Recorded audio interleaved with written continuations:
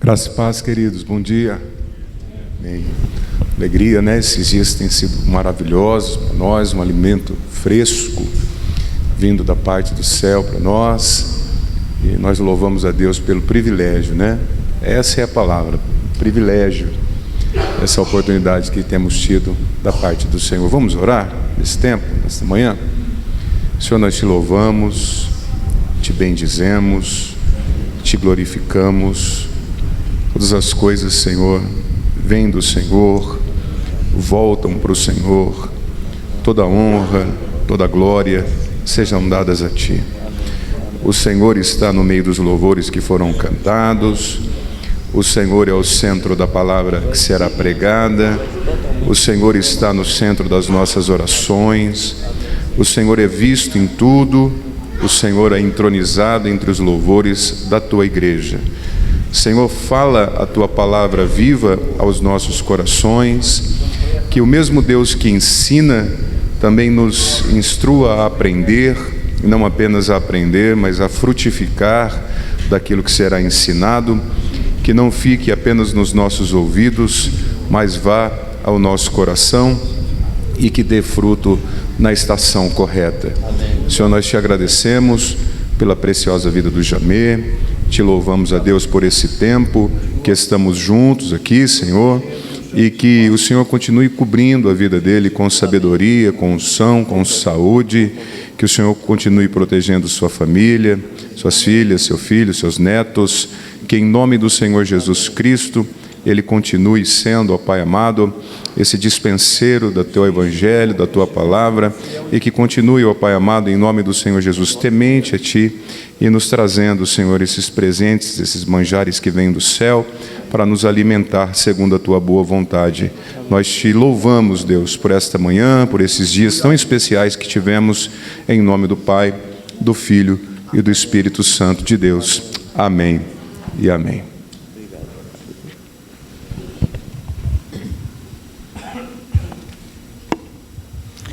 Bom dia, amados.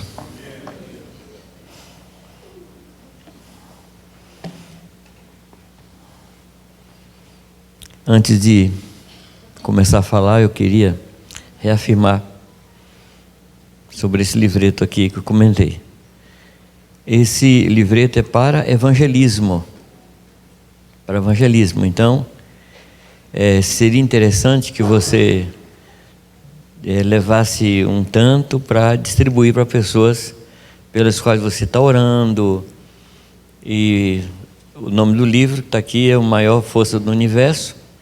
E na primeira parte eu mostro assim os grandes desastres naturais, os grandes desastres provocados pelo homem, falo das guerras e dou um número aproximado, estimado, de mortes relacionadas aos desastres, às guerras, em torno de 256 milhões de pessoas. É um número aproximado. E aí, eu mostro, na segunda parte, eu procuro mostrar que o pecado é a força que mais matou em toda a história humana.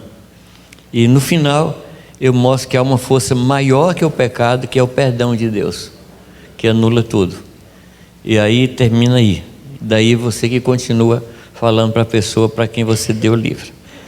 O outro livro, que seria o completo, infelizmente eu não tenho aqui, vocês podem pedir pela internet, no site servindocomapalavra.com.br, servindocomapalavra.com.br, servindo com a palavra tudo junto. E ali você vai encontrar nesse livro a prática do perdão, aquilo que eu comentei ontem. Então, eu falo muito de como perdoar, o que acontece no perdão, o que acontece no relacionamento depois do perdão. Então, aí tem muita coisa ali que você poder aproveitar. Então, eu trouxe uma boa quantidade desse aqui para você levar. E eu repito, se você quiser levar para pagar depois, você pode levar, não tem problema. Se você quiser levar e você não tem dinheiro, pode levar. Se não puder pagar, não pague. Eu não vivo de livros. Eu vivo da graça de Deus. O livro é o mesmo nome, é a maior força do universo, só que um é pequeno né, é um resumo e termina quando fala de perdão, e o outro fala como a aplicação do perdão, tá bem? Então tem um bom tanto ali. Eu dei para uma amiga nossa, uma irmã da congregação lá em Jundiaí, eu mandei para ela uns 2 ou 3 pacotes daquele, porque ela tem um salão de beleza, e não há um lugar na face da terra onde as mulheres mais se abrem que um salão de beleza. Não tem, correto? Então, nesse lugar, essa irmã está distribuindo para aqueles que o Senhor há de dirigir. Muito bem, hoje nós vamos tocar no 4º ponto, e vocês se lembram que o enfoque é como Deus quer nos encontrar na sua vinda. Esse é o enfoque. E no primeiro momento a gente falou do texto que está lá em Lucas 18, com a pergunta de Jesus: por acaso, ou porventura, quando o Filho do Homem voltar, ele encontrará fé na terra? Esse foi o primeiro momento, quando a gente comentou sobre isso. O segundo texto, a segunda palavra foi: bem-aventurado aquele a quem o Senhor encontrar alimentando seus conservos. A primeira pergunta, os irmãos disseram que Deus vai encontrar fé na terra, correto? Porque Ele deu para nós a fé. Comentei que fé foi imputada, fé não é criada, fé não vem de geração espontânea, fé nós temos porque Deus nos entregou a fé, é um dom de Deus a fé, correto? No segundo, nós falamos de alimentar uns aos outros, e citamos a pergunta de Deus para Caim. Qual foi a pergunta? Onde está teu irmão? E na realidade a pergunta ali era: como está teu irmão? Qual é o estado dele? Em que situação ele se encontra? Porque onde ele estava Deus sabia, mas Deus queria que Adão refletisse sobre o estado de Abel, que Caim pensasse no estado de Abel, no estado como ele estava, mas a gente sabe a resposta, correto? Ontem à noite, o terceiro ponto, sobre o que nós falamos: seguir a paz com todos e a santificação, senão ninguém. Amados, eu aprendi uma coisa: Deus sempre falou o que quis falar e sempre quis falar o que falou. Então, quando Ele fala que ninguém verá, qual a interpretação? É que ninguém vai ver. Se a gente não entrar nisso, na santificação, na paz com todos, ninguém verá Deus. Essa é a afirmação dele. E não é uma força de expressão, não é um exagero. Ele diz: ninguém verá. Porque na presença dele só vai entrar aqueles irmãos que foram perdoados, que andam em paz com Deus e que perdoaram. Então eu comentei isso com vocês ontem, e eu dei uma série de pensamentos, que o perdão ele é unilateral, não depende da pessoa se arrepender, porque às vezes a gente fica esperando que a pessoa seja quebrantada, mereça o perdão, mas perdão não tem nada a ver com merecimento. O perdão é exatamente para quem não merece, porque se a pessoa merecesse, não era perdão, era um pagamento, ela mereceu. Mas o perdão é para os que não merecem, aqueles que pecaram, que foram despojados da glória de Deus. Para esse é o perdão. Amém? Comentei com vocês que perdão não é fim de relacionamento, é começo. Assim como aconteceu entre nós e Deus, Ele só começou a andar com a gente porque Ele perdoou a gente. Vocês concordam ou não? E a Irani, ela sempre tocava no texto lá da oração do Pai Nosso: perdoa as nossas dívidas, assim como.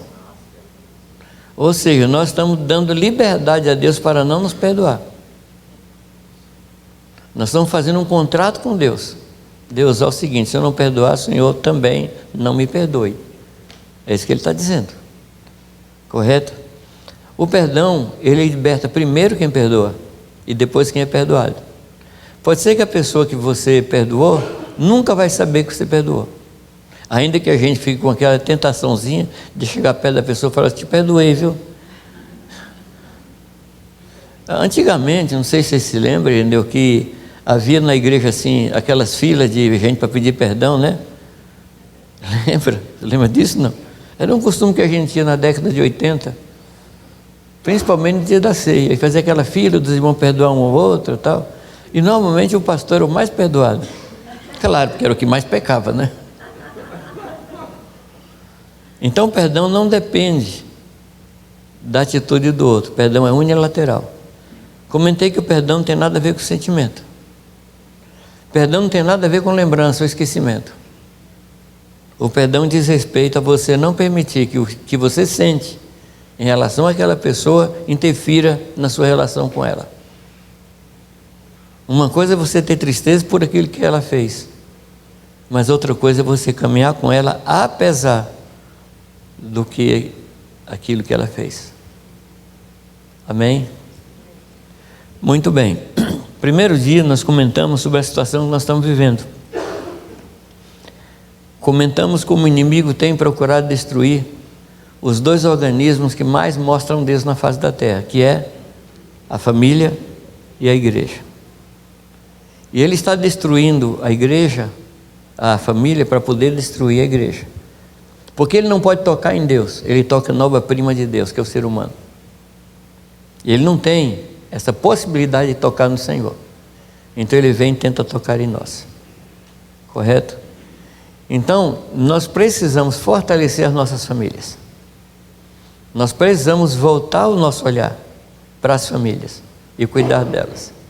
Comentei com vocês sobre a importância que a gente deve dar a um discipulado mais efetivo aos chefes de família, aos cabeças de família. Temos que dar uma ênfase toda especial para isso. Correto?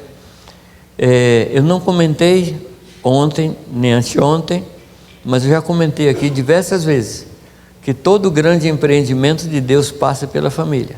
Todo grande empreendimento da Escritura.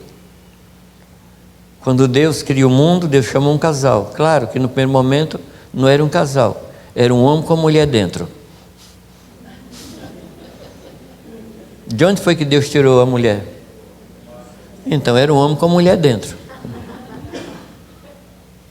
Aí Deus separa para que os dois pudessem ter suas personalidades, suas individualidades, e aí depois ele junta de novo no casamento. Ou seja, ele separa para juntar, mas ele já junta dois indivíduos. Não era mais um indivíduo, eram dois.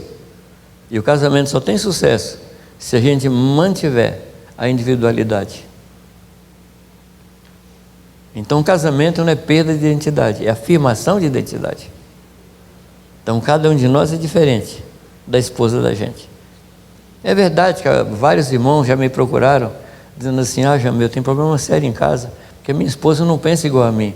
Eu falei: graças a Deus, porque no dia que ela pensar igual a você, virou homem. E homossexualismo não é permitido na Bíblia. Desculpa a crueza.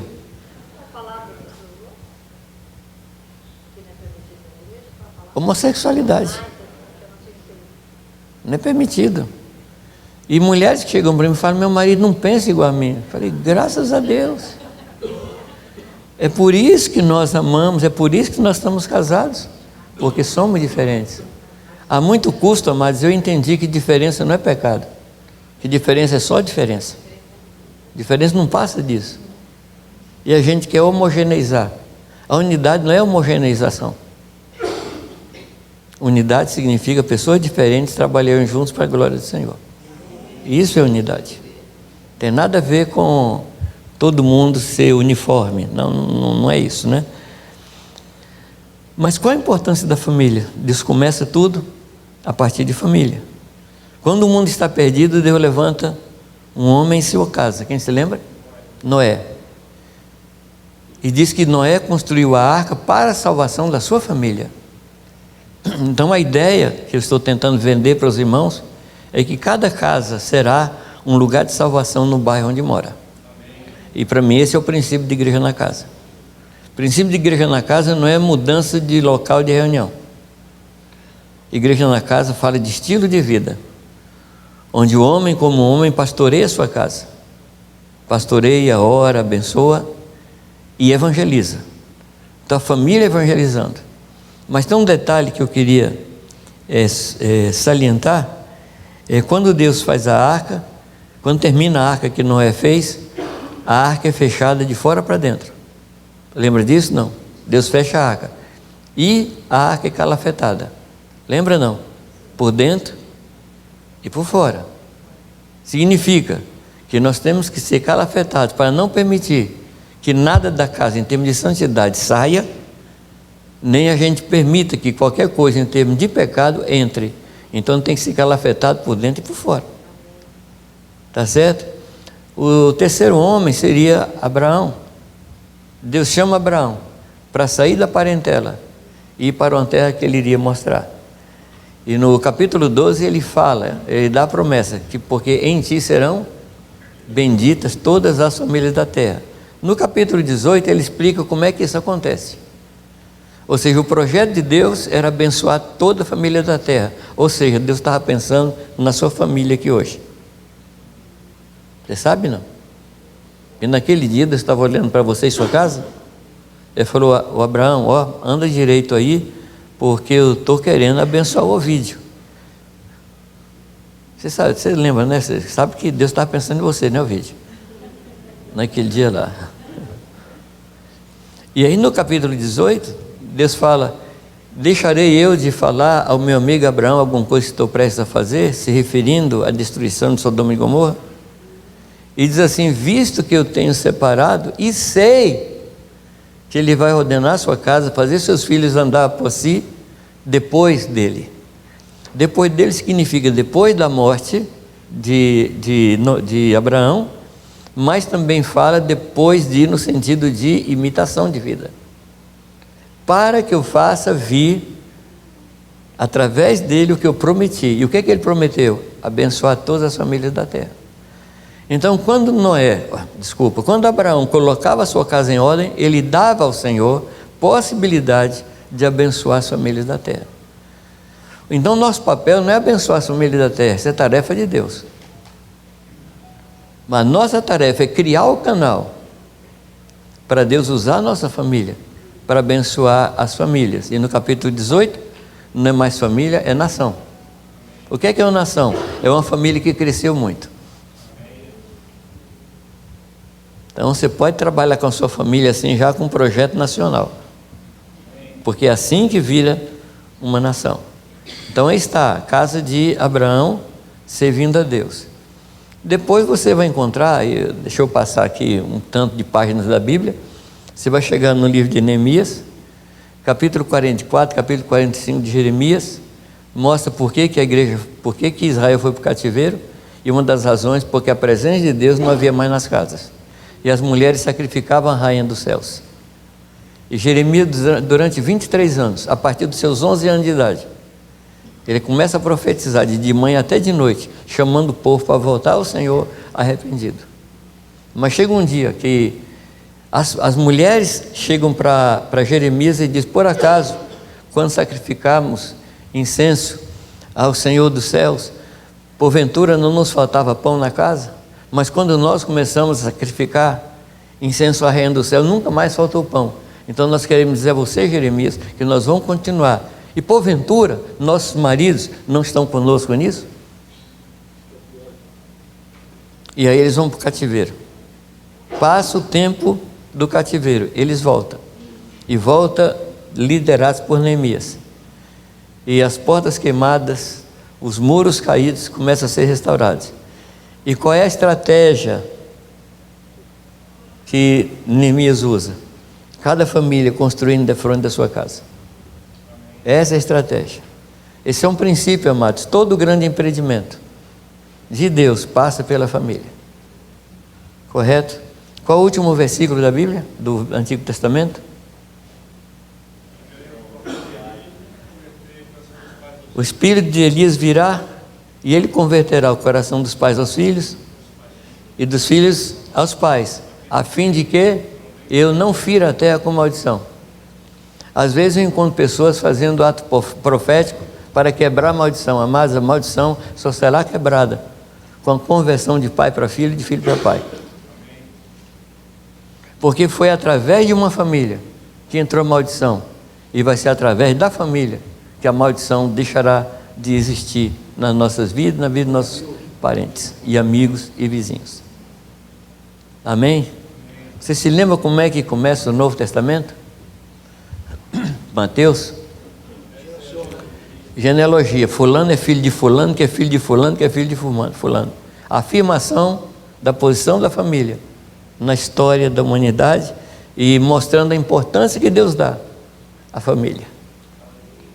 Quando o Senhor, capítulo 9 de Mateus, ele olha para as multidões e as vê aflitas e exaustas como ovelhas sem pastor, Deus chama os discípulos e manda que eles orem, pedindo a Deus ceifeiros. E no capítulo 10, ele dá instrução, chama pelo nome da instrução, dá a mensagem. Qual é a mensagem? Em qualquer lugar que entrardes, anuncie ali que o reino de Deus é chegado, arrependam-se. Essa é a mensagem. E aí ele fala, e chegando nesse lugar, procure uma casa digna. E permaneça ali, não saia dali até sair da cidade. Ou seja, amado, qual era o problema? Ovelhas sem pastor. Como é que Deus resolveu? Na casa. Na casa. Então as famílias bem pastoreadas resolvem o problema. E a gente teima em fazer com que a obra de Deus fique restrita a 4 paredes.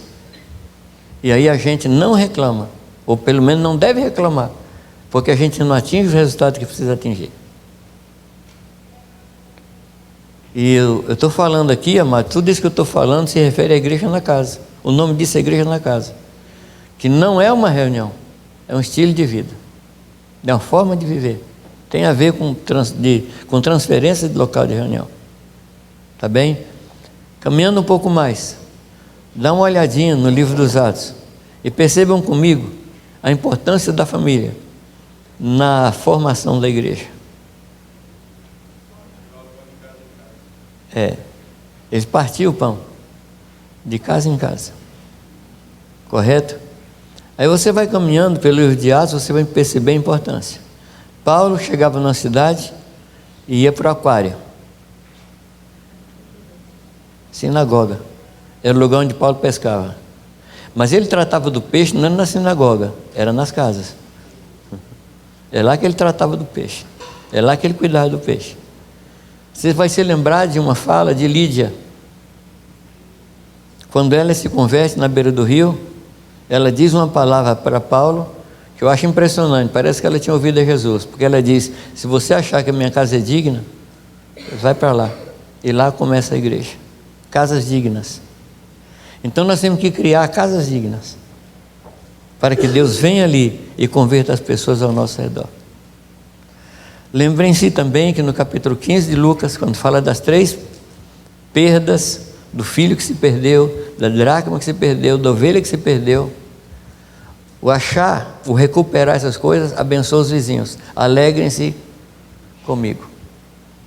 Ou seja, quando minha família é transbordada com a presença do Senhor, esse transbordamento vai atingir os vizinhos. E é por isso que Deus deixou a gente nos lugares onde precisa. Um pastor amigo meu um dia chegou para mim e falou, Jamil, nós temos um problema sério, é que as famílias da nossa congregação estão muito espalhadas. E ele disse assim, parece que quando o anjo veio trazer os membros da nossa igreja, o saco furou, e aí foi derramando gente assim para tudo quanto é lugar. Eu falei, querido, não foi acidente, foi propósito, porque Deus coloca as famílias no lugar onde elas são necessárias. O objetivo de Deus é trazer pessoas para o reino dele, por isso que ele nos manda morar onde ele manda a gente morar, no lugar onde a gente está morando, correto? Esse é o objetivo. E a gente ainda, infelizmente, tem a síndrome de Babel, que a gente não quer ser espalhado, a gente quer ser ajuntado. Isso é síndrome de Babel, porque a palavra de Deus era espalha e enche a terra.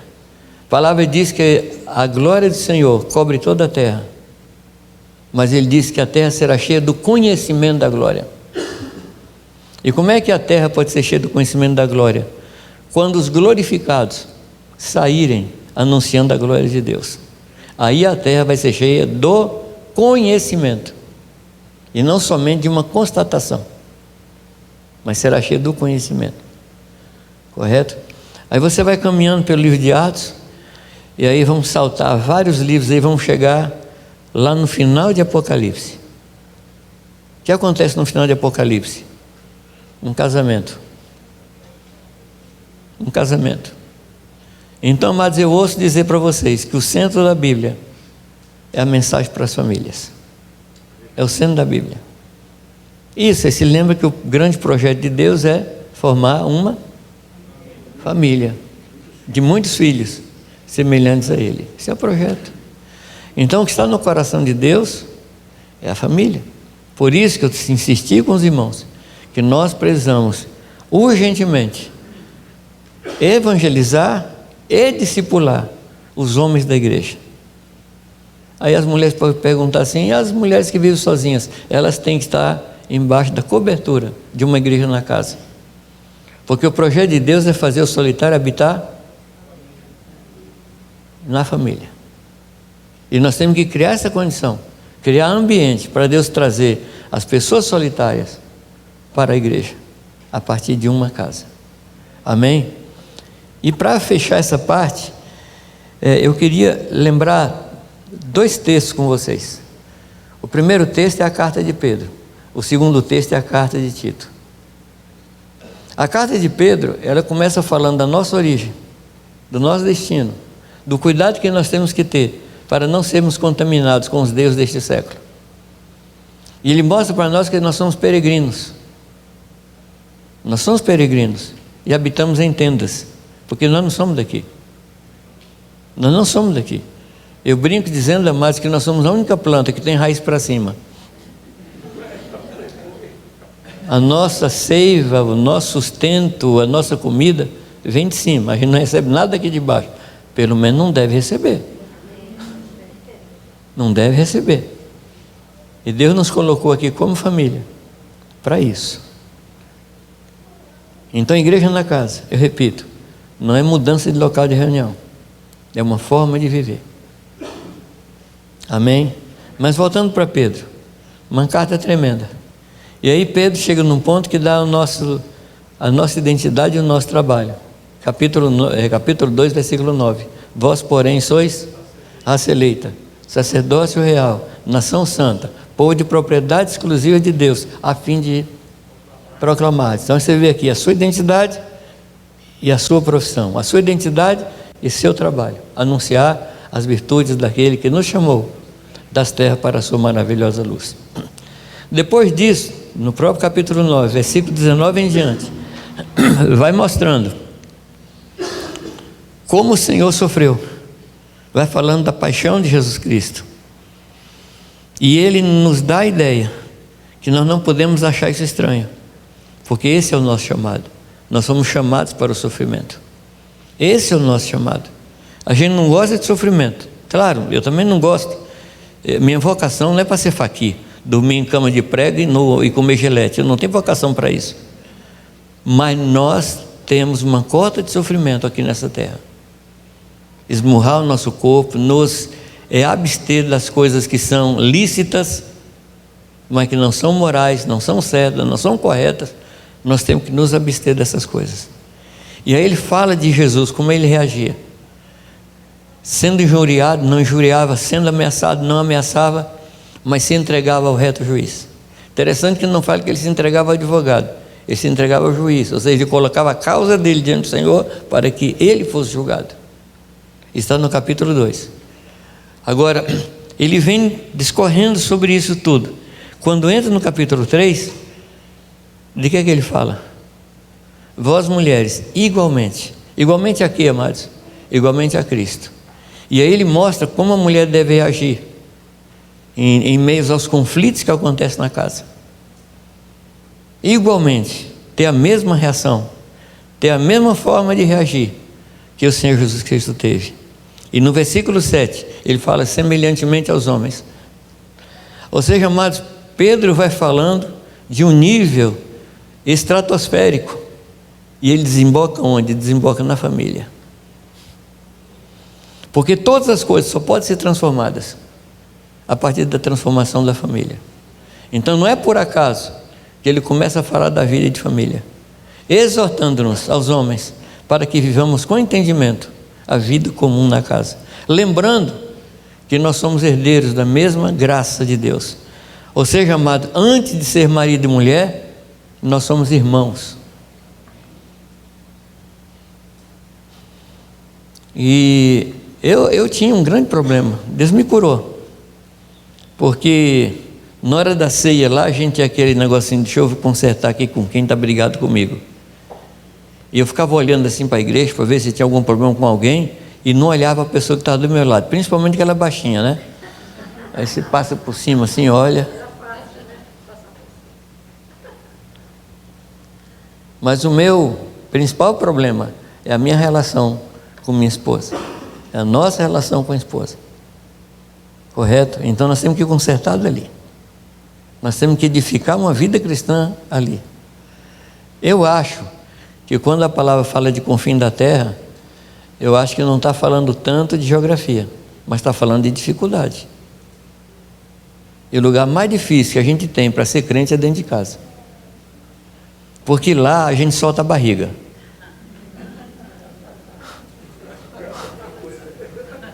Solta ou não? No meio dos outros a gente murcha a barriga assim, e em casa a gente solta. A gente solta a barriga e a gente é o que é.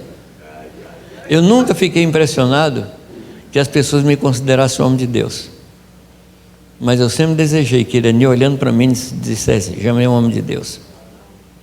Eu sempre desejei que os meus filhos, olhando para mim, falassem: não, realmente meu pai é um homem santo. Eu não me preocupo tanto com a reputação que eu tenho com os de fora, eu me preocupo mais com a reputação com os que vivem comigo. Essa é a minha preocupação. E como é que os nossos filhos e nossas esposas nos vê? Como pessoas santas? Então, nossa primeira relação, em termos de marido e mulher, é uma relação de fraternidade. Nós somos casados com mulheres irmãs, usando a expressão que Paulo usa. Paulo dizendo assim: eu também não tenho direito de levar comigo uma mulher irmã. Ele está se referindo aqui à esposa, mas é irmã. Mas é irmã. Precisamos, amados, levar a vida cristã para dentro da casa, aprender a celebrar a ceia juntos com a família, aprender a prestar adoração ao Senhor em família, aprender a cantar junto com a família. Ah, mas não sei cantar. Meu querido, vou te dar um conselho: se vira. Aprende a cantar. A gente não vai cantar como certas pessoas que estão aqui, não vai tocar como certas pessoas, mas nós precisamos criar ambiente de adoração dentro da nossa casa. Aí nós estaremos vivendo como igreja. A partir do momento que a família vive como igreja, ela cria condições para que a igreja viva como família. A construção é daqui para lá e não de lá para cá. Saindo de Pedro, vamos para Tito. Vocês conhecem. Lá no versículo 5, Paulo diz assim: por esta causa te deixei em Creta, para que pusesse em ordem as coisas restantes, bem como em cada cidade estabelecesse presbíteros. Lembra desse texto? E aí ele fala de 3 grupos de atributos ou características que um presbítero deve ter. E o primeiro grupo são características domésticas. Marido de uma só mulher, que cuide dos seus filhos, que não tenham filhos desobedientes. Lembra disso? Não? O segundo grupo fala de qualificações morais, que não seja iracundo, não seja um homem mau. E o terceiro grupo fala de características espirituais. Infelizmente a gente começa da terceira, mas ali são 3 degraus que a gente tem que subir. E se a gente não conseguir subir no primeiro, aí nós temos que escutar o que Paulo falou: se o homem não governa bem sua própria casa, como cuidará da igreja de Deus? E a palavra governar não tem a ver com mandar. A palavra governar ali tem a ver com suprir. O que é que se espera do governo de São Paulo? Que ele nos dê segurança, que ele nos dê saúde, que ele nos dê transporte, que ele cuide das nossas vidas. A gente tem muita lei, mas tem pouco cuidado a partir do governo. Então, quando fala de governar, está falando de cuidado. Não é mandamento, não é ordem, é suprimento. Amém? Quando Paulo fala que como poderá, ele não está fazendo uma pergunta que mereça uma resposta direta, porque aquela pergunta ela é de retórica. Se ele não cuida de uma ovelha, como é que você pode dar 3, 4, 5 ovelhas para ele? Tem misericórdia desse homem. Então eu não vejo ali Paulo assim com dureza, eu vejo Paulo com um coração muito amoroso. Fala, gente, tem misericórdia desse pobre desse homem, gente. O homem não está conseguindo cuidar de uma ovelha. Você vai colocar ele sobre muitas ovelhas, ele vai se perder e vai perder o povo. Então são 3 grupos de características. Quando entra no capítulo 2 de Tito, Paulo dá uma orientação. Ele diz assim: Tito, ensina o que convém a sã doutrina. Lembra não? E o que é a sã doutrina? Se você fosse Tito, estivesse em Creta e recebesse essa carta, ensina o que convém a sã doutrina, o que é que você ensinaria? Qual será a cor dos olhos do anticristo? O que você ensinaria? Não mentir, não roubar, não adulterar. Mas o que é que Paulo ensina? Ensine aos homens idosos, para que em tudo sejam respeitáveis, sensatos, sadios na fé. Ensina as mulheres idosas a serem boas, operosas, para que insere no seu viver, para que ensine as mais novas a amar seu marido, amar seus filhos e serem boas donas de casa. As irmãs perceberam a ordem? Amar o marido, amar o filho e ser boa dona de casa. Infelizmente, algumas mulheres invertem isso. É uma excelente dona de casa, ama pouco aos maridos, e ama pouco aos filhos, e não ama o marido. Aí ele fala aos jovens, ele diz que os jovens sejam em tudo criteriosos, que é a coisa que o jovem não tem, é critério. E aí depois ele fala sobre os empregados, assim, que não dê motivo de insatisfação aos seus senhores, seus empregadores. Ele fala para ornarem a doutrina de Deus. Então, amados, tanto o texto de Pedro como o texto de Paulo desemboca na família e diz onde a gente tem que começar. É ali que a gente tem que começar. Amém, amados? Alguma pergunta? Algum comentário? Esse amém aí é amém. É, o meu receio é que as pessoas digam amém para eu parar de falar. Eu acho que não é, né? Bom, o último texto que eu quero ler com vocês, que é o 4º texto da nossa exposição, está em 1 Timóteo capítulo 2, versículo 3. Repito, nós estamos falando da expectativa de Deus. Quais são as expectativas do Senhor? E muitos de nós dizem, Senhor, qual é? É 1 Timóteo 2, 3 e 4. Tá? A gente fica assim, Senhor, qual é a tua vontade? Todos nós estamos interessados em conhecer a vontade de Deus. E eu, nesta manhã solene, eu quero anunciar aqui a vontade de Deus para você. Então, se prepare, aperta o cinto, que eu vou lhe falar qual é a vontade de Deus.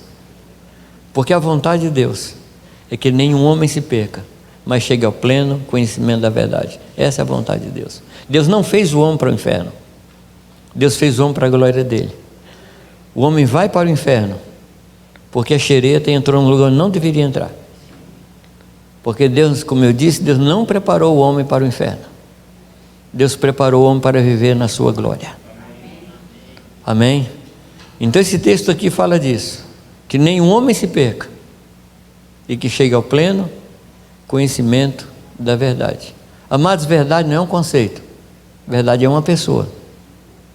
Ou seja, que os homens cheguem ao pleno conhecimento de Jesus Cristo. Essa é a vontade de Deus.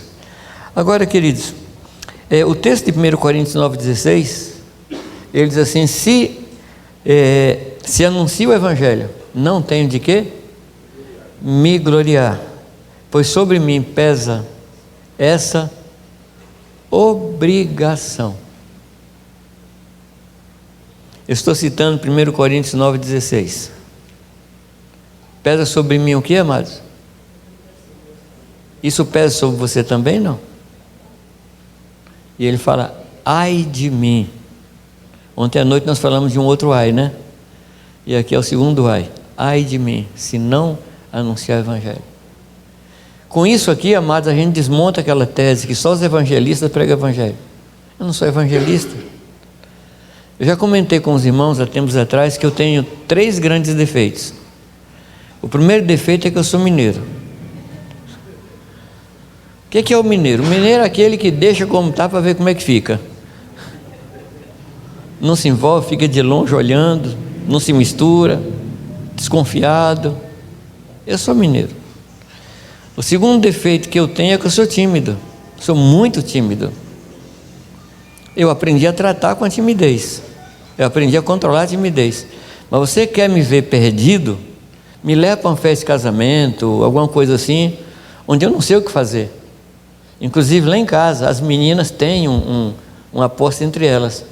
Elas ficam apostando para ver quantos minutos eu vou aguentar ficar no casamento. Eu acho que o meu recorde talvez foi meia hora. Eu não consigo, eu me perco, fico envergonhado nos cantos. Eu sou tímido, mas eu aprendi que a timidez não pode me dirigir. E o terceiro defeito que tem é que eu não sou evangelista. Eu acho que ensino alguma coisa, acho que profetizo alguma coisa, mas que evangelista eu não sou mesmo. Então eu tenho esses 3 grandes defeitos que me impedem de abordar, ou poderiam me impedir de abordar. Eu descobri, amados, que eu preciso amar as pessoas, e é isso que me leva a falar de Jesus Cristo. Não importa a minha timidez, não importa onde eu nasci, não importa o meu ministério, a gente tem que pregar o Evangelho por amor às pessoas. Nós temos o espírito de adoção, não recebemos o espírito de temor ou de covardia. Temos recebido o espírito de adoção, pelo qual a gente diz, Abba. A primeira consequência de a gente ter recebido o espírito de adoção é que nós temos uma revelação de que Deus é nosso Pai. Mas tem uma segunda implicação, é que o Espírito Santo, através de nós, quer adotar as pessoas. O peso que a gente tem pelos perdidos não é nosso, é o Espírito Santo gemendo aqui dentro. Porque a gente é mau. Jesus falou que a gente é mau. Quando ele fala, saber dar boas dádivas, ele decreta ali, você é mau. Não tem esperança em você. Não tem esperança. Não espere nada de você. Um dia uma pessoa chegou para mim assim, compungida, assim, quebrada. Falou, Jamil, uma coisa que eu não queria era decepcionar o Senhor. Falei, querido, você nunca vai conseguir. Porque Deus não está esperando nada de bom de você. Você não vai conseguir decepcionar Ele. Jesus fala, eu não preciso do testemunho do homem, porque eu sei quem é o homem. Então, por mais que você faça, Deus não vai ficar surpreso com nenhuma maldade que você cometa. Nada, nada, nada. Os irmãos estão me compreendendo, não? Então, eu preciso amar as pessoas com o amor de Deus, com o amor do Espírito Santo, que foi derramado em meu coração pelo próprio Espírito. Então, o amor também é imputado em nós. É mandamento. E um mandamento eu não cumpro na minha força. Eu cumpro na força do Senhor. Amém? Eu comentei ontem a vocês aquele trecho lá que fala de samaritano. O que acontece? Ele não se faz ao largo, mas ele se aproxima, ele vê e ele cuida. É nessa ordem. Então, primeira coisa, eu tenho que me aproximar das pessoas. É por isso que nós precisamos dar atenção aos bairros onde a gente mora. É por isso que a gente precisa dar atenção à rua onde a gente mora, para a gente se aproximar das pessoas. Aproximando das pessoas, a gente consegue ver as aflições delas. E aí o nosso coração se enche de compaixão. Amém, amados? E Deus nos colocou aqui com esse objetivo, que os homens cheguem ao pleno conhecimento da verdade. Uma oração que me impacta muito nas Escrituras é a oração de Raquel. Qual foi a oração de Raquel? Senhor, dá-me filho, senão morro. Você ora sobre isso, não? Ou será que a gente é aquele tipo que fala assim, não tem ministério? Mas a promessa de Deus é que o solitário habitaria em família e que a estéril seria mãe de muitos. Muitos filhos. Você é estéril? Você já levou alguém a Cristo? Você cuida de alguém? Se você é estéril, essa é a promessa, você vai ser mãe de muitos filhos. Essa é a promessa. Ou seja, amados, no mínimo a pessoa tem que ganhar uma pessoa. No mínimo. E eu não posso me conformar com a esterilidade na igreja. Estão me compreendendo, amados? Tem gente no nosso meio que nunca teve filho e a gente não leva para fazer um exame. A gente não leva a pessoa para o médico. Agora estou falando do médico de cima, tá? A pessoa nunca gerou um discípulo, a pessoa nunca gerou uma alma, ela nunca teve peso de trazer almas aos pés do Senhor. E a gente acha, isso não, é assim mesmo. Tem gente que tem filho e gente que não tem. Amado, isso não é verdade. A palavra é muito clara em João 15,16. Não fostes vós que escolhestes a mim, mas eu escolhi vocês com um propósito: dar frutos. E fruto, a fim de que tudo que pedis em meu nome eu vou lhe conceda. Então Jesus vincula a resposta de oração à frutificação. Por que Deus não responde a oração? Amado, talvez seja porque a gente não faz a oração certa. E qual é a oração certa? Deus me dá filhos, senão eu morro. Essa é a oração certa. Porque se o Senhor me designou para que eu dê frutos, e eu não estou dando fruto, o que eu devo orar? Eu devo orar por um carro novo? Eu devo orar por saúde de alguém? A minha oração tem que ser: Deus, cura meu ventre. E ventre aqui no caso é o coração, viu? Porque a gente nasce aqui, ele é gestado aqui, ele é gerado aqui. Paulo fala isso. Gálatas insensatos, por quem de novo sofro dores de parto. Quando ele fala de novo, ele não nos dá a ideia de quantas vezes ele pariu aquelas pessoas. Eu nunca pari ninguém. As mulheres sim, e as mulheres dão-nos a entender que a dor do parto é um negócio terrível. Agora, parir a mesma pessoa várias vezes, porque assim, no terceiro parto a gente fala: não quero mais, desisto. Tem um padre em São Paulo que trabalha com drogados lá na Sé. Ele estava contando uma vez para a gente que teve um rapaz na casa de recuperação que ele tem, que saiu da casa 48 vezes. E sempre que voltava ele recebia. Até que um dia o rapaz se converteu e nunca mais saiu. 48 vezes. Ou seja, ele poderia dizer: ó Gálatas sensato, por quem eu sofro parto, 48 vezes. Que Deus nos ajude, amados, a ter íntima compaixão. Agora, Deus quer que a gente se preocupe com o mundo. Mas quantos habitantes tem a Terra? Aproximadamente 8 bilhões de pessoas. 8 bilhões de pessoas. Claro que Deus não está esperando que você pregue para 8 bilhões de pessoas.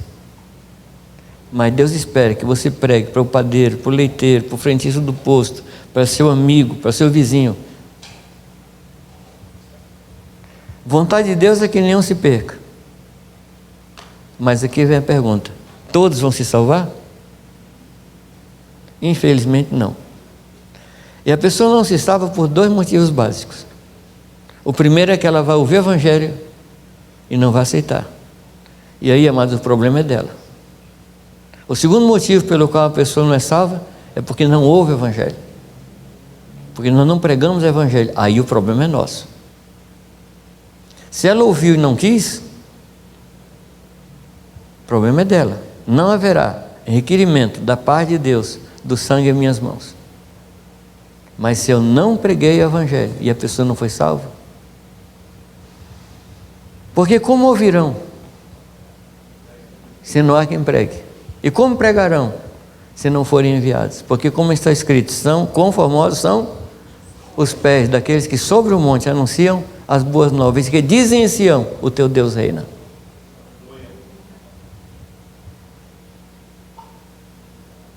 Amém, queridos? É nossa responsabilidade pregar aos que estão próximos de nós.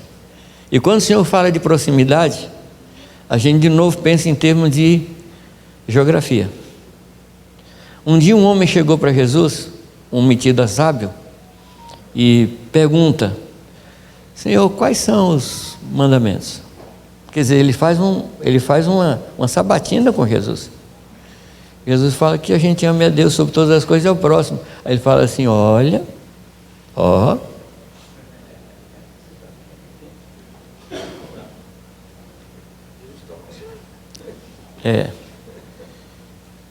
E aí o homem faz uma pergunta filosófica: quem é o meu próximo? Como Jesus não gosta de filosofar, lembra quando Nicodemos trouxe uma expectativa de filosofia? Jesus falou: ó, vamos parar, você tem que nascer de novo. Da mesma forma, esse homem pergunta os mandamentos, mas o intuito ali era uma discussão filosófica. Jesus não estava interessado em discussão filosófica. Qual é a resposta de Jesus? Mas ele pergunta: quem é o teu próximo? Aí ele conta a parábola do samaritano. No final da parábola, o que Jesus pergunta a ele? De quem você é próximo? A palavra grega no texto dá a ideia de puxão de tapete. Essa é a ideia do texto ali. Jesus puxa o tapete dele. Ele vem com filosofia, perguntando questão geográfica, quem é o meu próximo, e Jesus pergunta: de quem você é próximo? Ou seja, somos nós que devemos nos aproximar. Não foi isso que Jesus fez quando veio à Terra? Ele não se fez próximo de nós? Então é isso, amados. Nós temos essa responsabilidade. Não foi só Raquel que orou a Deus: se não tivesse filho, ela morreria. Um outro homem na história, um tal de John Knox, ele faz essa mesma oração: Senhor, me dá filhos, senão eu morro. David Brainerd, ele roga a Deus: Senhor, me manda para o lugar mais difícil da face da terra. Então, se você ler a biografia desses homens, vocês vão ver o peso que eles tinham pelas pessoas. Amém, amados? Eu poderia dar para vocês aqui várias frases. Eu vou só pensar uma outra frase, de George Whitefield. Ele diz assim: Senhor, se o Senhor não quiser me dar almas, me retire do mundo.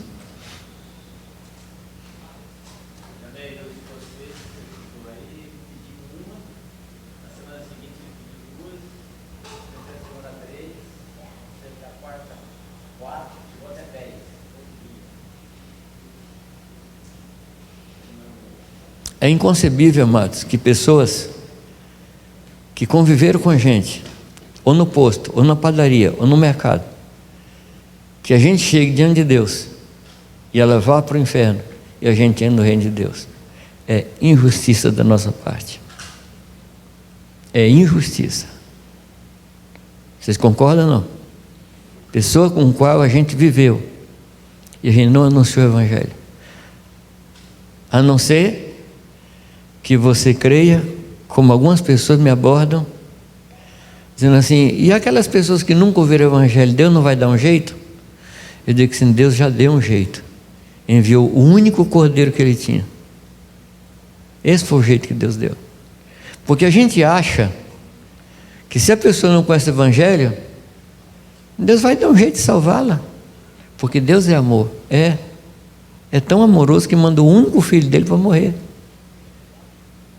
E a gente não se lembra que o homem não vai para o inferno. Ele está no inferno. Ele está no inferno, ele está julgado. E o que é que nós temos que fazer? Arrebatar as almas do inferno. Então a pessoa não vai para o inferno, ela está. É por isso que Jesus fala que as portas do inferno... Qual é a ideia que você tem? É que o inferno vem atacar a gente vai ficar firme? Não, a ideia é que a gente ataca o inferno e o inferno caia diante de nós. Essa é a ideia. Deixa eu lembrar você lembra da armadura de Efésios 6:10? Lembra não? Capacete da salvação, couraça da justiça, cinturão da verdade, pés calçados com a preparação do evangelho da paz e a espada do Espírito e o escudo da fé. Você percebeu que não tem proteção para as costas? Percebeu ou não? Não tem proteção para as costas, porque na economia de Deus, Deus nunca pensou que a gente fugiria. Deus nunca pensou que a gente fugiria. Deus sempre contou com o nosso ataque. Por isso que a gente não precisa de proteção para as costas, que a gente não vai fugir. E as portas do inferno não prevalecerão contra nós. As almas vão ser arrebatadas pelo trabalho da igreja. Qual é a vontade de Deus, amados? Que nenhum homem se perca, mas que todos cheguem ao pleno conhecimento da verdade. Nós vamos pregar o evangelho. Amém? Deixa eu lhe contar algumas coisas da minha vida. Eu sou tímido, como falei. Eu sou tímido. E eu não sei abordar muito. Eu não sei. Mas eu oro a Deus. Senhor, dá um jeito. Dá um jeito, Senhor Deus. Eu preciso falar. Uma vez eu estava num voo. Eu já contei isso para vocês. Estava num voo daqui para a Europa. E sentou do meu lado um homem, assim, loiro, assim, o perfil dele, ele era, assim, alguém parecido com um sueco, um alemão, um escandinavo, lá do norte. Falei, Deus do céu, não sei falar alemão, não sei falar sueco. Como é que eu vou falar de Jesus para esse homem? Aí ele abriu o jornal, e era um jornal em português. Falei, opa, ele sabe falar em português. E abriu naquela página terrível policial, né, que é a parte política, ele abriu nesse lugar. E eu falei com ele assim, a coisa está feia, né, no Brasil. Ele falou, muito feia, muito feia. Ele falou, inclusive, eu fui cabo eleitoral em um determinado partido e eu renunciei à minha função no partido no dia que entrou uma mala de dinheiro no diretório para distribuir para os amigos.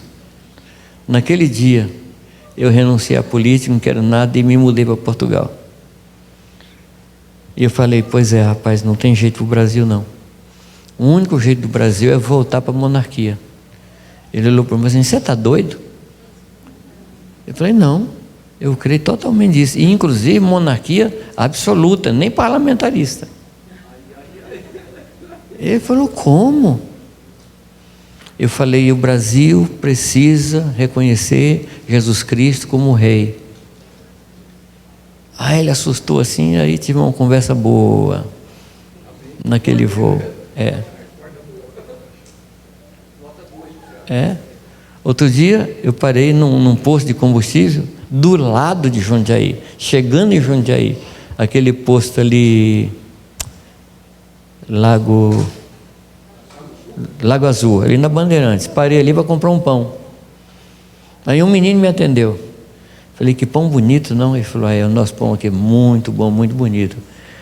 Aí eu falei assim, sim, mas tem um pão melhor do que esse, mais bonito que esse. Ele falou, onde? Que padaria que é? Eu falei, não vende em padaria não. Você já ouviu falar no pão da vida? Ele falou, não. O que é isso? Amados, eu não estou falando do interior do Amazonas. Estou falando do lado de Jundiaí. Nunca havia ouvido falar de Jesus Cristo. Mas eu fui movido de íntima compaixão por Ele. Foi isso que me fez pregar para Ele. Vencer minha timidez, vencer minha falta de ministério evangelístico. Foi isso que me fez vencer. Nós precisamos orar pelas pessoas. Sentou com alguém no ônibus, pede a Deus, Senhor, me ajuda. Coloque em meus lábios palavra. Eu trabalhava na Mercedes-Benz, numa área crítica, onde a gente não podia distrair um minuto sequer. E sentava do meu lado um rapaz, o nosso almoço não durava 45 minutos. Não durava, porque primeiro a gente tinha que pegar o ônibus na sessão da gente para ir para o refeitório. Era ônibus, tão longe que era. Então o tempo lá era extremamente curto. E o rapaz estava se preparando para uma prova naquele dia. Então sentava lá e estava lendo os livros, estudando. E eu falei para Deus: Deus, eu apresento o meu corpo como sacrifício vivo, santo e agradável a Ti. Esse rapaz precisa ouvir o Evangelho. Ele fechou o caderno, imediatamente, sem eu falar nada, falou: Jamir, me fala daquele folheto que você me deu ontem. Ou seja, amados, eu dei um folheto para ele. E Deus usou isso. Amém? Claro que eu não posso me conformar em dar o folheto. Eu quero ir além do folheto. Eu quero levá-lo a uma decisão com Cristo. Você está numa fila? Prega o Evangelho na fila, meu caro. E eu tenho dito aos irmãos que parece que tem um demônio sobre a fila. É o demônio da fila. Porque é o lugar onde mais a gente murmura. Entrou na fila, murmura. É impressionante. Aí murmura contra o banco onde a gente está, murmura contra o governo. É um demônio que está naquele lugar. Para de murmurar, fale de Jesus. E quanto mais longa a fila, melhor, porque no final da fila você batiza ele.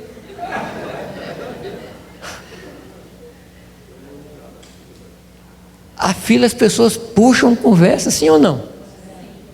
Deus do céu, que lugar precioso para falar de Jesus Cristo. Amém? Nós precisamos anunciar. Hã? Não, o brasileiro não pode ver uma pessoa parada na esquina olhando para cima sem atentar atrás para ver também.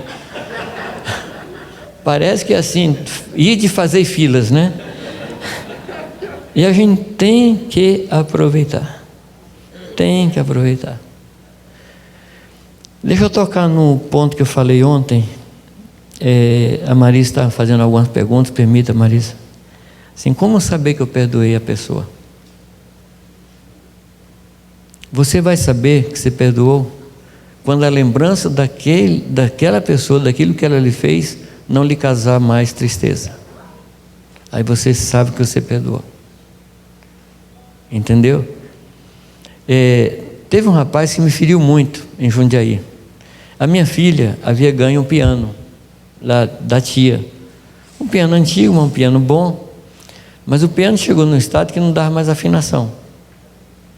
Então eu troquei por um teclado. Mas o teclado com muito problema. O rapaz me enganou. Mas me enganou assim. Mas eu confesso a vocês que eu tinha vontade de encontrar com ele na rua, eu com o carro. Não, eu estou confessando a vocês. Como eu disse assim, vocês não sabem quanto eu sou mau. Eu ficava assim, esse cara passar na minha frente, eu com o carro, porque ele é bem maior que eu não me atrevia a enfrentar assim mano a mano, né? E eu fiquei muito tempo, até que um dia Deus falou: perdoa. Eu perdoei, mas demorou um tempo para eu olhar para aquele teclado e não sentir ódio do rapaz. Hoje não sinto mais. Eu passo na frente da loja dele e passo tranquilo. Se a gente não perdoa, a gente dorme com o inimigo, porque você leva ele para todo lugar que você vai. Sim ou não? Alguém falou que ressentimento é o veneno que a gente toma todo dia pensando em matar o outro. Você pensa que está matando o outro, mas você que está morrendo. Então o perdão, amados, ele é unilateral, como eu falei ontem, e é uma decisão. Tem nada a ver com sentimento. Quando você perdoa, os sentimentos são colocados debaixo da paz de Deus que excede todo entendimento, e Ele vai guardar esse sentimento. Amém? Alguma pergunta mais, amados? Santificação. Eu vou falar uma coisa aqui, mas você espera eu terminar a frase para você não me jogar pedra, tá? A minha orientação, conselho para pessoas que estão lutando contra o pecado é que pare de lutar contra o pecado, porque também é uma questão de física. Quanto mais você se aproximar de Deus, mais você se afasta do pecado. Quanto mais você se aproximar do pecado, mas você se afasta de Deus. Então pare de lutar contra o pecado e se aproxime de Deus. Porque você não pode estar em dois lugares ao mesmo tempo. A gente não tem o dom da ubiquidade, que significa estar em dois lugares ao mesmo tempo. A gente não tem esse dom. Se você estiver perto de Deus, o pecado estará longe de você. E o contrário também. Amém? Quanto mais atenção você dá ao pecado, mais amarrado com ele você fica. Enche o seu coração com aquilo que está escrito em Filipenses 4:8. Tudo que é amável, tudo que é boa fama, tudo que é louvável, tudo que é justo, tudo que é certo, tudo que é honesto, seja isso que ocupe o vosso pensamento. A área onde o pecado se instala é aqui. Não é isso que Tiago ensina? Ele entra e ele gera em nós o pecado. Mas primeiro ele acontece aqui. Aqui é o nosso campo de batalha. Aqui é o lugar onde a gente tem que cortar o pecado. Eu digo que pecado e barata entra em qualquer brecha. E se você não matar, eles se multiplicam. Onde uma barata entra e não é morta, ela vai trazer a descendência dela.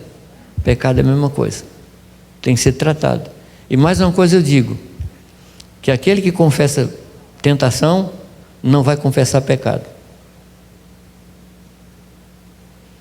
E dias atrás sentei com os irmãos que cuidam de mim e contei a eles uma tentação que eu estava tendo.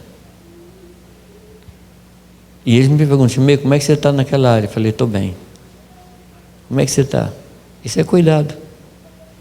Então não trate no nível de pecado, trate com a tentação.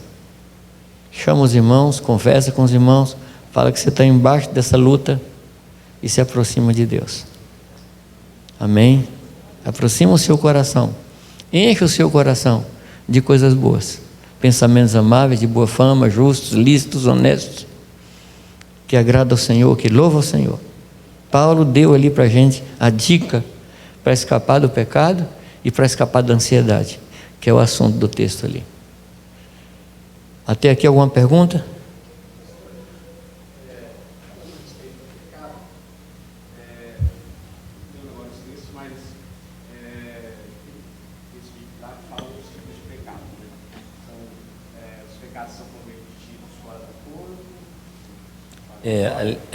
Tá.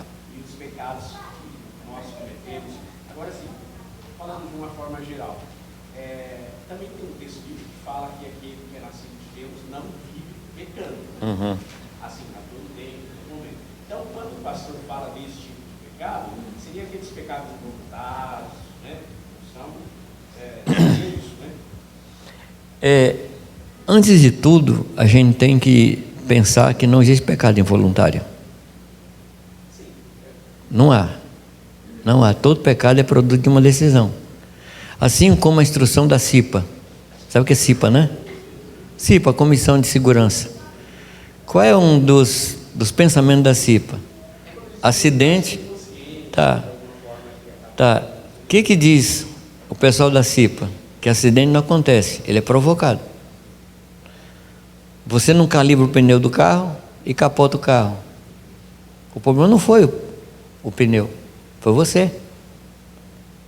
Então existe a prevenção, existe a provisão que a gente tem que fazer. A gente tem que se cuidar. Há um texto lá tanto em Provérbios 7 como em Jó 32, há um texto que fala muito sobre isso. Provérbios capítulo 7 fala de quê? Fala do homem que foi envolvido com a adúltera. Lembra? Mas ele começa dizendo assim: vi um homem falto de entendimento, ou seja, um tolo. A pergunta é, o texto diz assim: vi por entre as grades da minha janela um tolo. A minha pergunta é, como é que ele sabia de longe que o rapaz era tolo? Mas como é que ele fala o texto? Que passava na porta da mulher adulta à tarde, à tardezinha, à noite e noite escura. Quantas vezes ele passou? 4 vezes. É por isso que ele era tolo. Meu Deus, passou na porta da mulher adúltera. Uma vez é suficiente. Corre, foge da paixão da mocidade. Um dia um rapaz chegou para mim e pediu oração, porque ele tinha um problema sério. Ele ia na banca comprar um jornal, ele via aquelas fotos de mulheres seminuas, e ele ficava com um problema. Ele pediu que eu orasse por ele. Eu orei. Falei, Senhor Deus, ajuda que esse rapaz nunca mais vá numa banca.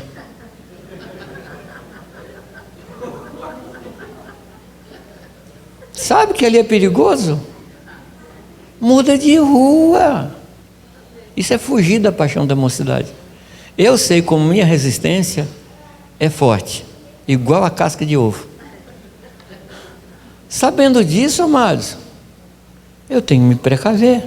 A palavra diz que o arganaz é o animal mais sábio que tem. Sabe o que é arganaz, né? Uma lebrezinha das rochas. E por que ele é sábio? Que constrói sua casa na rocha. Ali o gavião não chega. Então qual é o segredo? É ficar escondido no Senhor, na sombra do Onipotente. Agora, se eu der lugar, o pecado vai acontecer. Vai acontecer. Agora, Paulo trata com dois tipos de pecado. Ele fala do pecado e dos pecados. E a gente muitas vezes se ocupa muito com os pecados e não trata com o pecado. Qual é o pecado do homem? É rebelião. Os outros, adultério, vício, todas as outras coisas são geradas deste. A gente não trata com o principal, a gente não trata com a raiz. Eis que o machado está, a raiz da árvore, lá nesse lugar. É, exatamente. Então há uma prevenção que nós podemos adotar. Agora, o que ele fala do texto? Aquele que não vive em pecado. Agora, Paulo fala se não me engano, bom, deixa o texto aí. Ele diz que o Espírito estando em nós, nós não somos mais dominados pelo pecado. Ou seja, antes de receber o Espírito, o pecado era obrigação. Depois que recebemos o Espírito, o pecado passou a ser opção. É opção. Porque Deus me dá o caminho para me afastar do pecado. Deus me ensina. Eu tenho aconselhado pastores, e eu não preciso aconselhar aqui porque vocês sabem. Nunca se assentar com uma mulher para ouvi-la. Nunca. Porque muitas vezes a mulher vem se queixar para você do marido, que não lhe dá atenção, não ouve, não conversa. E aí o que você faz? Você faz exatamente o que o marido dela não faz. Está o laço. Está o laço. Eu conheci um casal que ela era psicóloga. Pediu ao pastor da igreja que lhe desse uma sala para ela cuidar das pessoas. Ela foi. Aí um dia chegou um rapaz lá que era descasado, era divorciado, sentou com ela para desabafar. Gente, dali para a cama, desculpa a crueza de novo, dali para a cama foi um passo. Porque eles se ligaram emocionalmente, criaram um laço de alma. E aí se casaram. Aí vieram lá, um dia vieram me chamar para eu ir na casa deles, porque a mulher estava endemoniada, pulando na cama. E por favor, não venha me falar que demônio não pega crente não, tá? Não venha me falar disso não. Ela era pastora, se é que isso é algum benefício. Era pastora, estava lá endemoniada. Foi uma luta. Foi uma luta. E assim, foi um negócio gradativo. Até o dia que ela estava bem, aí sentamos para conversar. Eu falei, o casamento de vocês é ilegal. Vocês têm que se separar. Ah, mas dá um jeito, a gente é apaixonado um pelo outro.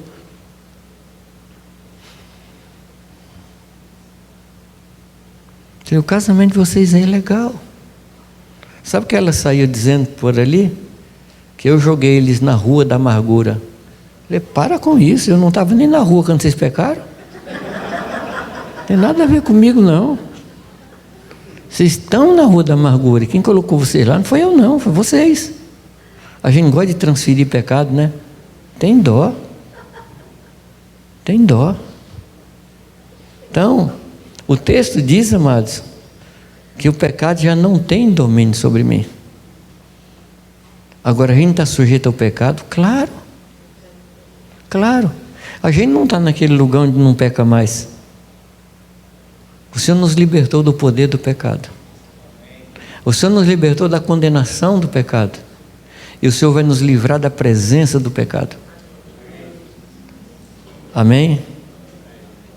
Não sei se lhe respondi. Amém, queridos?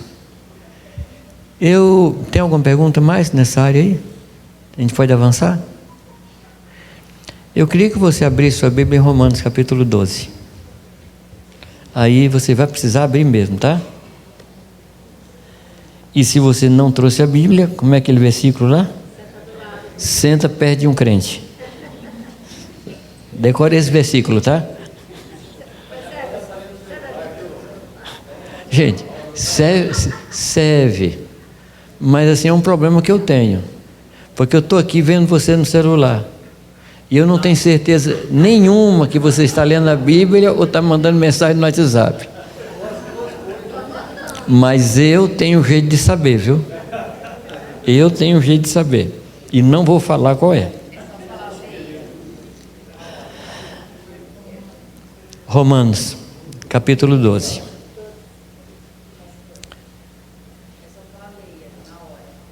Exatamente.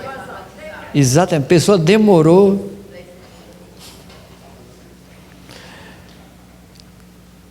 A carta aos Romanos é uma carta que trata da nossa individualidade em Deus. A carta parceira dessa é a carta aos Efésios, que trata da nossa comunhão com o corpo. Então são duas cartas que a gente precisa sempre ler paralelamente. Correto? A carta aos Romanos é um tratado de direito, que fala de um crime, fala de uma sentença, fala de uma condenação e fala de um resgate. Alguém pagou o preço. A carta aos Romanos fala disso. Eu estava lendo uma vez uma história de Billy Graham. E ele estava na estrada e ultrapassou a velocidade. E um guarda viu. E lá nos Estados Unidos não tem esse negócio da multa vir no próximo ano, não. Você tem que ir no juiz naquela hora, para te dar um impacto. Esse é o objetivo. E na hora que o policial entrou com o Billy Graham na sala do juiz, o juiz reconheceu. E o juiz ficou entusiasmado. Billy Graham na minha sala. Ele era cristão, mas ficou assim, e falou com o Billy Graham de como ele gostava. E o Billy Graham se encheu assim de esperança. Vai, puxa vida, esse homem vai cancelar minha multa, porque ele gosta muito de mim e tal. Não, o juiz sentenciou e falou: você tem que pagar uma multa. Não dá para prevaricar, não dá para abrir mão, você precisa pagar a multa. Agora, como eu gosto muito do Senhor, eu vou pagar a multa do seu lugar. E pagou. Você entendeu o que é que Jesus fez? Ele não podia nos inocentar, mas ele pôde pagar o preço por nós. Esse é um dos grandes anúncios da carta aos Romanos. Não dá para burlar. A lei está aí para ser cumprida, principalmente a lei de quem tudo pode. Correto? Da carta aos Romanos trata primordialmente disso, da nossa posição em Deus. Fomos plantados, fomos justificados, fomos identificados com Ele pelo batismo, e vem nessa toada. E se você se lembrar, a carta aos Romanos, ela tem uma menção ao Espírito Santo, antes do capítulo 7, uma vez só, que é o capítulo 5. Uma só menção.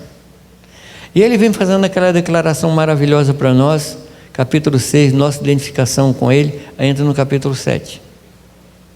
Capítulo 7 é uma tremenda trombada nossa com a nossa pecaminosidade. É ou não? Quem não se deparou ainda com a sua completa nulidade, completa incapacidade, completa pecaminosidade, não conhece a salvação de Deus. Porque para ser salvo a gente tem que entender que a gente é desesperadamente corrupto. É isso que nos aproxima do Senhor. A gente fala: não tem jeito para mim. E Deus fala: não tem jeito mesmo, mas eu mandei o meu filho. Ninguém salva a si mesmo. Eu digo que o único lugar onde a pessoa salva a si mesma é em desenho animado. Sabe, já viu aquele desenho animado que a pessoa cai no poço e ela se puxa pelo cabelo e se salva? Na vida real não é assim. Ninguém se salva. Aí chega no capítulo 7, aquele desespero de Paulo, e no final, qual é o seu desespero? Qual é o seu grito? Miserável homem que sou, quem me livrará do corpo dessa morte? Alguns estudiosos dizem que Paulo está se referindo a um castigo que havia na lei romana, que quando uma pessoa cometia um assassinato com requintes de crueldade, o corpo da vítima era amarrado nas costas do assassino e só saía por apodrecimento. Amados, nossa pecaminosidade é muito pior que isso, mas muito pior que isso, e é por isso o grito de Paulo. E aí vem a grande declaração, mas graças a Deus, porque já não há mais nenhuma, ou nenhuma tem que estar, gente. E eu não gosto muito do nenhuma, eu gosto do nenhuma. Não tem mais nenhuma condenação para aqueles que estão dentro de Cristo e que não andam segundo a carne, mas andam segundo o Espírito. Amém? Amados, se até o capítulo 7 tem uma só referência ao Espírito Santo, a partir do capítulo 8 tem 18 referências ao Espírito Santo, mostrando para nós que a vida cristã é sustentada pelo poder do Espírito Santo. E aí entra aquele capítulo maravilhoso de Romanos 8, que fala dos 3 gemidos: o gemido do Espírito Santo, o gemido da natureza e o meu gemido, e que o Senhor está contemplando. Amém? O Senhor está contemplando, e fala da natureza que geme na ardente expectativa.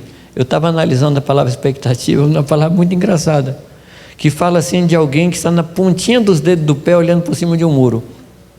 A natureza está nessa expectativa, esperando a revelação dos filhos de Deus, sua e minha. Amém, amados? E ele vai caminhando nisso. Aí chega no versículo 11 do capítulo 8, que para mim é a grande virada de todo o livro. O que é que diz lá, amados? Se habita em vós o Espírito daquele que levantou a Cristo dentre os mortos, esse mesmo Espírito vos levantará e vivificará os vossos corpos mortais. Amém, queridos? É a grande virada. E ele vai discorrendo sobre isso. Quando chega no capítulo 11, a partir do versículo 33, uma canção, um cântico fabuloso, que exalta o nome do Senhor Jesus. Alguns dizem que aquele era um cântico da igreja primitiva. Ó profundidade das riquezas. Ele vai falando quem é o Senhor Jesus.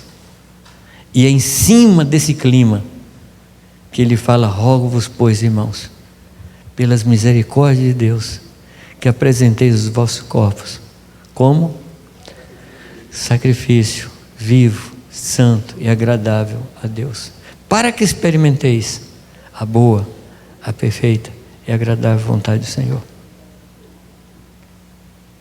Amém, amados? E a gente precisa entender uma coisa: toda grande religião antiga tinha o sacrifício como parte do seu culto. Toda religião antiga, inclusive no Velho Testamento havia o sacrifício de animais. E aí Paulo, ele chega para nós e propõe outra coisa. Até aqui, sem o Espírito Santo, a gente precisava sacrificar touros, cordeiros, pombas, mas aqui o sacrifício deixa de ser animais e passa a ser você. Não mais touros, não mais cordeiros. O convite aqui é que você seja o sacrifício. Agora, um dos principais problemas do sacrifício vivo é que ele não quer ficar no altar. Mas não é assim, amados. A gente faz a cada promessa com Deus. Eu te darei o céu. A gente fala com Deus assim, aquelas juras de amor, daqui a pouco esquece. Eu tenho percebido, amados, que a nossa religião é muito romântica. O que vocês acham? A gente canta umas coisas assim. Eu me lembro que eu estava entrando numa aldeia indígena. A gente viajava 25 quilômetros no areião para entrar nessa aldeia. E a dona Meire tocava acordeon, lembra não? E eu era quem levava acordeon. 120 baixo, levava aquilo na cabeça. Um solão, um areião. Eu comecei a lamentar e murmurar. Falei, Deus, dona Meire não podia tocar gaita, flauta.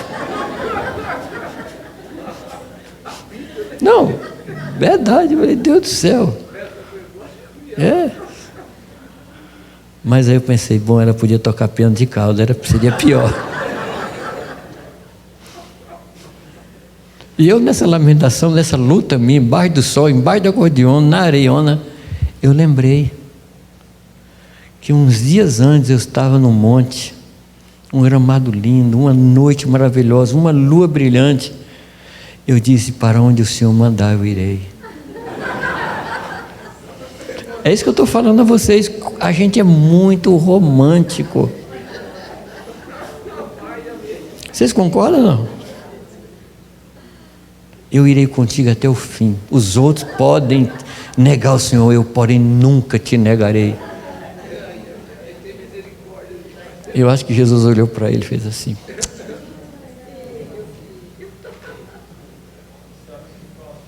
Não sabia. Ele não sabia. Voltando a Romanos 12. O convite aqui é um sacrifício vivo. Lembremos-nos que sacrifício é agradável a Deus. Ele não está falando de um sacrifício agradável a nós, porque nunca será. Senão não será sacrifício. A vida de sacrifício, ela começa logo de manhã. Porque o sacrifício sempre será benefício de uma coisa e detrimento de outra. Sempre será. Nunca o sacrifício vai ser alguma coisa prazerosa. Nunca. O que é prazeroso é a vontade de Deus. E essa vontade de Deus só pode ser conhecida depois do sacrifício. Não dá para conhecer a vontade boa, perfeita e agradável de Deus sem passar pelo sacrifício agradável ao Senhor. Amém? E é aí que acontece o sacrifício vivo. Então o capítulo 12 começa dessa forma, com um convite a uma mudança de vítima. A vítima agora é a gente. Vítima no sentido, não que é inocente, vítima no sentido que a gente precisa se entregar ao Senhor, para que possa conhecer a boa e perfeita e agradável vontade de Deus. No versículo 2 ele fala de nos conformar. Não vos conformeis, ou seja, não tome a forma desse mundo, mas transforme-se. O transformar aqui é consequência da entrega como sacrifício. Não tem o versículo 2 se não houver o versículo 1. Não estou falando de números, não. Estou falando de acontecimentos. Então, quando eu entrego o meu corpo como sacrifício vivo, santo e agradável a Deus, eu vou experimentar a boa, perfeita e agradável vontade do Senhor. E eu vou começar a santificar a minha vida. Amém? Não me conformando mais com o mundo, mas sendo transformados através da renovação do nosso entendimento. Eu tenho insistido no ponto: se não há mudança de conceitos, não haverá mudança de comportamento. Então a proposta do Senhor é que a gente tenha novos conceitos. O que é um conceito? Isso aqui é uma caneta, para mim, mas e para Deus o que é? Eu tenho que perguntar a Deus como é que o Senhor vê isso aqui? Aí Deus fala, é uma caneta. A partir dali eu digo, Senhor, isso aqui é uma caneta. Se Deus falasse que isso aqui é um copo, eu diria, isso aqui é um copo, ainda que pareça para mim que é caneta. Porque o que vale é o que Deus pensa, não é o que eu penso. Se a gente não aprender a começar a olhar para Deus, inclusive a palavra confessar, um dos sentidos dela é homologar. O que é homologar? É dizer a mesma coisa. Homologueus, dizer a mesma coisa. Então, o que é confissão? Eu dizer para Deus, Deus, eu fiz aquilo que o Senhor condena. Eu pequei, eu adulterei, eu fiz aquilo que o Senhor condena. E a partir daqui, eu vou condenar também aquilo que o Senhor condena. Eu vou amar o que o Senhor ama, eu vou odiar o que o Senhor odeia. Isso é mudança de conceito. Isso provoca uma mudança de comportamento. A partir do versículo 3, o Senhor começa a colocar as coisas em ordem na minha vida. O que é que diz o versículo 3? Ninguém pense de si mesmo além daquilo que convém. Ou seja, eu preciso não somente adquirir os conceitos de Deus, mas começar a me ver como o Senhor me vê. Isso vai resultar em outra coisa. Eu vou começar a ver as pessoas como Cristo vê.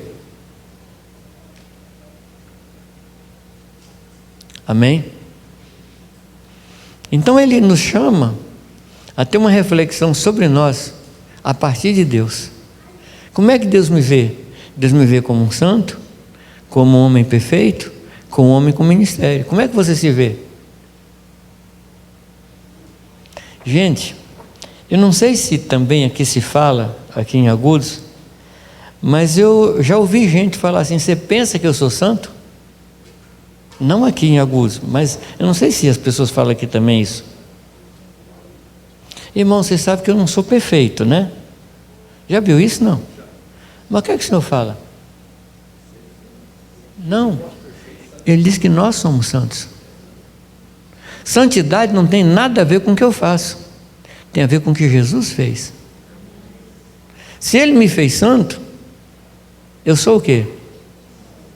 Eu sou santo. Seja todo homem mentiroso, inclusive eu, e Deus verdadeiro. Se Deus me chamou de santo, como é que eu vou me chamar? Ora, aí começa a mudança de comportamento. Se eu entendo que eu sou santo pela obra de Cristo na cruz, por exemplo, como é que eu vou dirigir a partir de agora? Eu vou dirigir como homem santo. Como é que eu vou tratar as pessoas da minha casa? Como homem santo trata.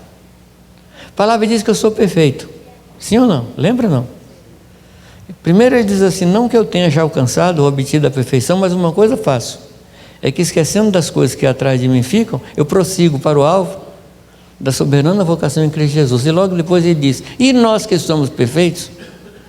Aí ele falou: Paulo, a gente é ou não é? É que a gente desconhece que as coisas de Deus começam com um ato e um processo. Sempre é um fato e um processo. Todas as coisas de Deus passam por processo. O problema nosso é que a gente não suporta o processo. Concorda ou não? Se tem uma coisa que a gente não gosta é processo, porque a gente gosta da coisa assim, tudo pronta. Só que Deus só trabalha em processo. Eu não vou tirar todas as feras do campo de uma vez só. Por quê? Para que as feras não se multipliquem. Lembra? Aquelas tribos que ocupavam a terra eram tribos que impediam a multiplicação dos animais ferozes.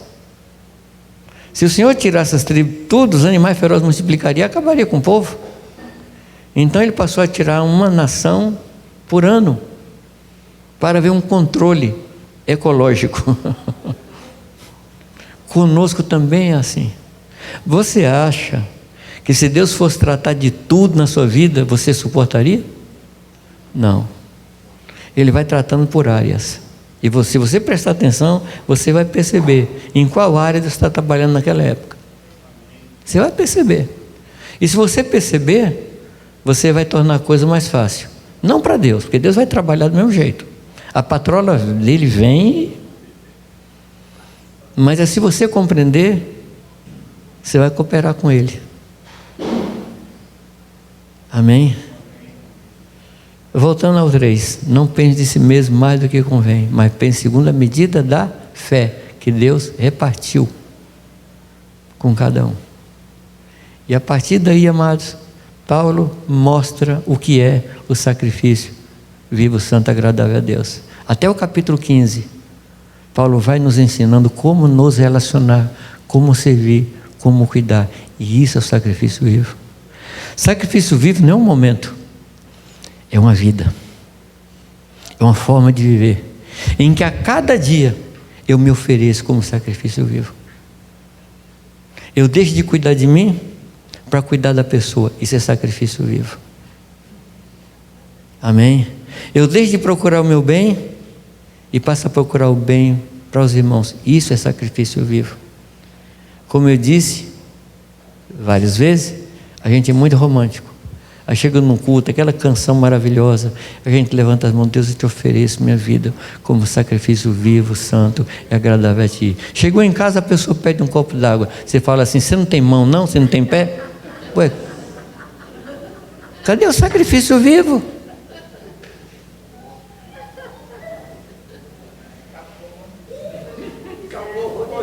Acabou o romantismo.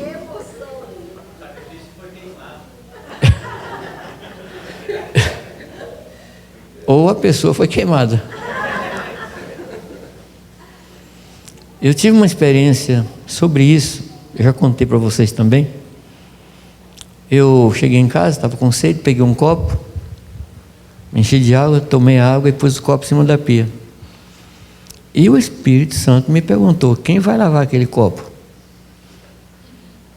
Eu falei: foi a mulher que tu me deste. Ela que vai lavar o copo. Deus falou para mim: ela não é tua serva. Eu, envergonhadíssimo, fui lá, pegou o copo, lavei, sequei, pus no lugar. Como é o nome disso? Sacrifício vivo, santo e agradável a Deus. Se foi prejudicado, abençoe, porque isso é sacrifício vivo, santo e agradável a Deus. Lhe deram prejuízo, abençoe a pessoa. Maltrataram você, ame. Estão perseguindo você, ore. Você percebe que Deus não está falando de mais ritual? Você percebe que Deus não está mais tratando de rituais cristãos, rituais religiosos? Mas Ele está tratando com a forma de viver que agrada plenamente a Deus. Aí, amados, é que nós ouvimos de Deus: esse é o meu filho amado, em quem tenho todo o meu prazer. Isso é o que o nosso Deus quer. Tudo que eu falei aqui, amados, a partir da quinta-feira, né? Quinta, anteontem.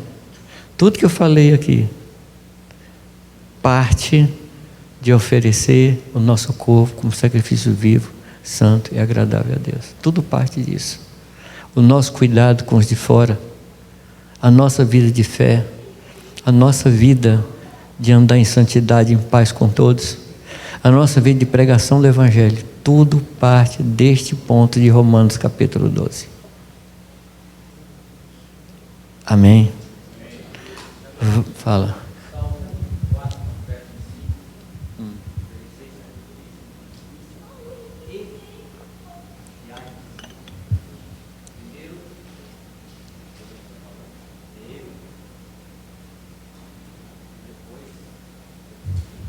Amém. Deixa eu lembrar outro texto, Carlinhos. Isaías 58.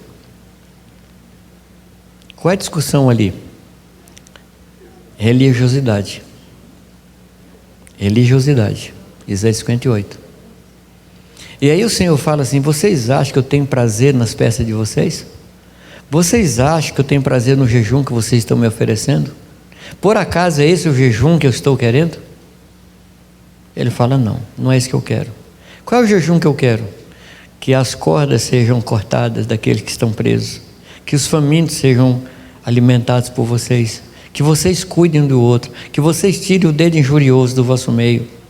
Ele descreve qual é o jejum. E num lugar só, ali, fala de comida. Um lugar só fala de comida. Porque também tem aquele jejum que a pessoa deixa de comer no almoço e à noite come o dobro. Está acabando. Eu estava um dia num lugar e eu perguntei assim: irmãos, tem alguma pergunta? Uma menininha falou assim: que hora vai acabar? E eu falei: agora.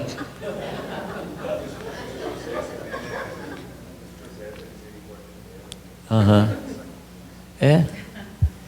E em Miqueias ele fala: que darei ao Senhor? Darei um touro? Darei uma ovelha? Darei milhares de rebanho de ovelhas? Darei um rio de azeite? Eu não sei nem quanto seria isso. Ou darei meu filho? O que é que Deus requer de ti? Justiça e misericórdia. A vida cristã, amados, não é ritualística. A vida cristã não é um culto religioso. A vida cristã é uma vida no altar, todo dia, em favor dos outros. Porque Deus não vai crescer mais se você fizer sacrifício para Ele, nem vai diminuir se você não fizer. O que nós fazemos tem que beneficiar as pessoas, e nisso Deus é glorificado. Deus não muda de tamanho se a gente fizer o bem, nem diminui se a gente fizer o mal. Amém? Que Deus nos abençoe. Que Deus faça com que a sua palavra seja revelada ao nosso coração, para que haja transformação na nossa vida. Amém? Será que a gente poderia agora curvar a cabeça e oferecer a nossa vida ao Senhor? Em cima disso que a gente comentou, em cima do que nós falamos até aqui a partir da quinta-feira, por via das dúvidas, para quem não sabe, todas as palavras foram gravadas, tá? E depois os irmãos colocam aí o endereço onde as palavras vão estar postas. Podemos orar? Por favor, ore.